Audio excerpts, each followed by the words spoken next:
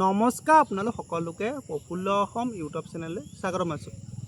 এই ভিডিঅ'টো আপোনালোকৰ যিসকল দাদা বাইদেউ ভাইটি ভণ্টি আৰু বন্ধু বান্ধৱী আসাম পুলিচ নাইবা আসাম ফৰেষ্টৰ বাবে প্ৰিপেৰেশ্যন কৰি আছে তেওঁলোকে ভিডিঅ'টো শ্বেয়াৰ কৰিব।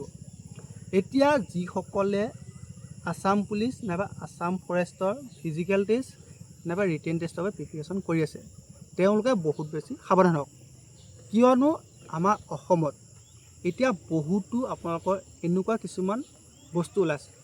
এইবাৰ কৈছোঁ বস্তু বুলি আপোনালোকৰ ভিডিঅ'টো যদি শেষলৈকে চাগে তেতিয়া ভালদৰে বুজি পাব। এতিয়া বহুতো ফিল্ডত আপোনালোকৰ অভাৰ স্মাৰ্ট আমাৰ যিসমূহ ফিল্ডত এতিয়া প্ৰেক্টিছ কৰি থাকে তাত এটা অভাৰ স্মাৰ্ট শ্ৰেণী আপোনালোক আহি গৈছে।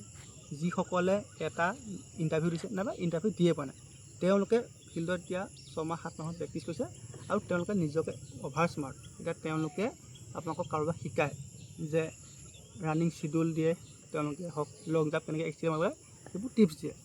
তাৰপিছত বহুতো এনেকুৱা ওলাইছে আকৌ তেওঁলোকে এটা কোচিং চেণ্টাৰ খুলিছে। কোচিং চেণ্টাৰটো এনেকুৱাকৈ খোলা নাই যেনেকৈ আমাৰ ইনড'ৰ ফিজিকেল একাডেমি হওক বা যিসমূহ ডাঙৰ ডাঙৰ ফিজিকেল একাডেমি তেনেকুৱা নহয়।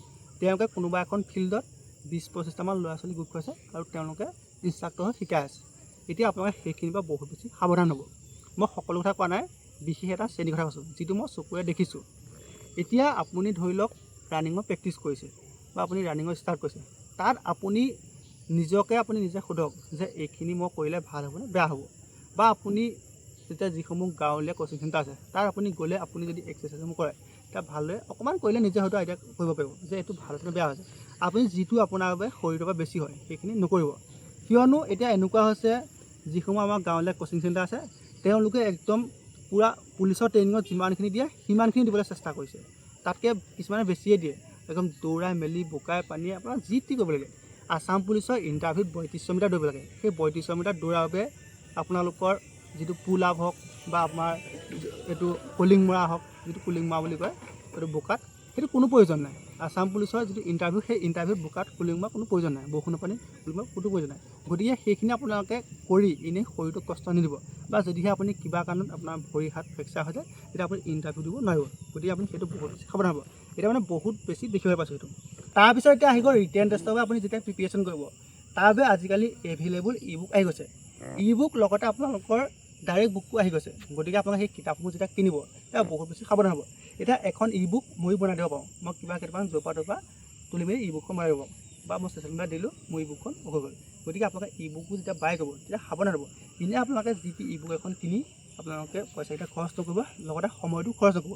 কাৰণ আজিকালি ই বুকসমূহ আপোনালোকে যদি 20খন ই বুক আপোনালোকে যদি লয় বা 10খন ই বুক যদি আপুনি লয় আপোনালোকৰ তাত আপুনি কমেও 70%, মই সকলো কথা নাই 70-80% একে বস্তু। গতিকে আপোনালোকে এনেই বেছিকৈ ই বুকসমূহ বাই নকৰিব। আৰু আপোনালোকে যেতিয়া কোচিং ল'ব ৰিটেন টেষ্টৰ বাবে আজিকালি অনলাইন হওক নাইবা অফলাইন হওক, আপুনি কোচিং লওঁতে আপুনি নিজক প্ৰশ্ন কৰিব যে এই কোচিং চেণ্টাৰৰ পৰা মই কোচিং কৰিলে মই উপকৃত হ'ম নে নহ'ম। আজিকালি কোচিং চেণ্টাৰ এভেইলেবল আছে। গতিকে কোচিং চেণ্টাৰ যিসকলে শিকায় বা আপোনাৰ কোচিং চেণ্টাৰটো যোনে চলাই আছে আপুনি সেইখিনি প্ৰথম ভালদৰে জানি ল'ব। তাৰপিছতে আপুনি যিটো কোৰ্চ হয় সেই কোৰ্চটো বাই কৰিব। কাৰণ 700-800 টকা আপুনি যেতিয়া এটা কোৰ্চ বাই কৰিব বা 300 টকা 200 টকা এটা কোৰ্চ বাই কৰিব, কাৰণ তাৰপৰা আপুনি কিবা এটা উপকৃত হ'ব লাগিব। আৰু আপোনালোকে যেতিয়া কোচিং এটা কৰিব, মই কোনো কোচিং চেণ্টাৰ নাম কোৱা নাই, যিটো কোচিং চেণ্টাৰৰ পৰা কোচিং কৰিব সেই কোচিং চেণ্টাৰটো আপুনি 100% বিশ্বাস নকৰিব। আপুনি কোচিং চেণ্টাৰৰ পৰা মাত্ৰ 20% লওক, নিজৰ 80% লওক। কাৰণ যদিহে আপুনি কোচিং চেণ্টাৰটোকে 100% বিশ্বাস কৰি আপুনি যদি বেলেগ একো নকৰে তেতিয়া আপুনি ৰিটেন টেষ্টত সমস্যা হ'ব। গতিকে আপোনালোকে কোচিংটোৰ ওপৰত 100% নিদি আপুনি কোচিংটোৰ পৰা অলপ লওক আৰু লগতে নিজক দিয়ক।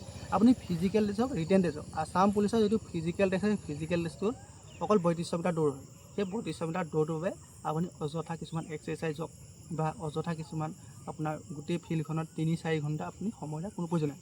আসাম পুলিচৰ 3200 মিটাৰ ৰানিংটোৰ বাবে আপুনি যদি ৰাতিপুৱা এঘণ্টা আবেলি এঘণ্টা আপুনি এক্সাৰচাইজ লগতে ৰানিং কৰে সেইখিনিয়ে যথেষ্ট। আপুনি এনেই দিনটোত 7-8 ঘণ্টা ফিল্ডখনত সময় দি কোনো লাভ নাই। তাত গৈ আপুনি যিসমূহ আমাৰ ধৰি লওক বেছি অভাৰ স্মাৰ্ট হওক বা আমাৰ যিসমূহ ট্ৰেইনাৰ আছে তেওঁলোকে আপোনাক কুলিং মাৰিবলৈ আজিকালি ছ'চিয়েল মিডিয়াত দেখি আছোঁ। কুলিং মাৰ কি প্ৰয়োজন আছে, বা আপোনালোকে বোকাত নদৌৰিব, আপোনালোকে জোখত দৌৰক। 3200 মিটাৰৰ কাৰণে আপুনি যিখিনি কৰিব আছে সেইখিনি কৰক। এনেই বেছিকৈ কৰি কোনো ধৰণৰ লাভ নাই। আৰু পঢ়াৰ ক্ষেত্ৰতো ক'লোঁ ই বুক হওক নাইবা আপুনি ডাইৰেক্ট বুক আজিকালি ছ'চিয়েল মিডিয়াত এভেইলেবল। আপোনালোকৰ ডাইৰেক্ট কিতাপ যদি আপুনি দোকান এখনলৈ যায়, মই আসাম ফৰেষ্টৰ কাৰণে প্ৰিপেৰেশ্যন কৰি আছোঁ, আপোনাক 10খন কিতাপ উলিয়াই দিব। গতিকে আপুনি সেই যি টি কিতাপসমূহ নল'ব। আপোনাৰ যিটো প্ৰয়োজন হয় কিতাপখন ভালদৰে আপুনি সূচীপত্ৰ চাব, আপুনি হাতত সময় ল'ব। আপুনি যেতিয়া কিতাপখন কিনিব যাব তেতিয়া আপুনি প্ৰথম 10-15 মিনিট যেতিয়া আপুনি ভালদৰে পেপাৰ পাছ চাই তেতিয়াই বুজি পাব। গতিকে আপোনালোকে সময় দি আপোনালোকে কিতাপখন কিনক। যদিহে আপোনাৰ পইচা পাতি বেছি হৈছে বা আপুনি ধনী ঘৰ তেতিয়া ক'বলৈ যোৱা নাই, কিন্তু আপুনি যদি দুখীয়া ঘৰৰ তেতিয়াহ'লে আপুনি যেতিয়া কিতাপখন কিনিব কিতাপখন ভালদৰে চাই চিতি কিনিব। আৰু ফিজিকেল টেষ্টৰ বাবে আপোনালোকে যেতিয়া আপুনি প্ৰিপেৰেশ্যন কৰিব তেতিয়া সেইখিনি এৰাই চলিব।